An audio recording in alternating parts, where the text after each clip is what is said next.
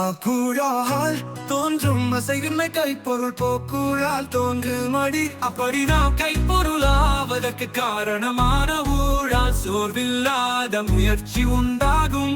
கைப்பொருள் போவதற்கு காரணமான ஊழால் சோம்பல் ஏற்படும்.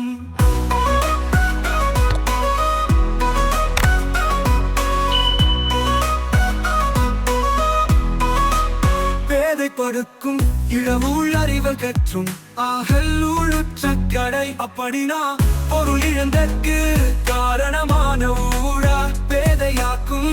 பொருளாவதற்கு காரணமான ஊழ் அறிவை பெருக்கும். நுண்ணிய நூல் பல கற்பினும் மற்றந்த உண்மை அறிவே மிகும். அப்படின ஒருவன் நுட்பமான நூல் பலவற்ற கற்றாலும் ஊழுக்கு ஏற்றவாறு அவனுக்கு உள்ள தாகும் அறிவே மேம்பட்டு தோன்றும். இருவேறு உலக கற்கை திருவேறு தெல்லியராதலும் வேறு. அப்படினா ஒருவன் நுட்பமான நூல் பலவற்றை கற்றாலும் ஊழுக்கு ஏற்றவாறு அவனுக்கு உள்ள தாகும் அறிவே மேம்பட்டு தோன்றும்.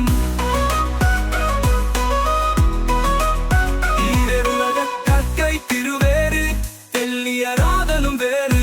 அப்படினா உலகத்தின் இயற்கை ஊழின் காரணமாக இருவேறு வகைப்படும். செல்வம் உடையவராதலும் வேறு அறிவு உடையவராதலும் வேறு. நல்லவை எல்லாம் தீயவான் தீயவும் நல்லவான் செல்வன் செயற்கு. அப்படினா செல்வத்தை ஈட்டும் முயற்சிக்கு ஊழ்வகையால் நல்லவை எல்லாம் தீயவை ஆதலும் உண்டு. தீயவை நல்லவையாதலும் உண்டு.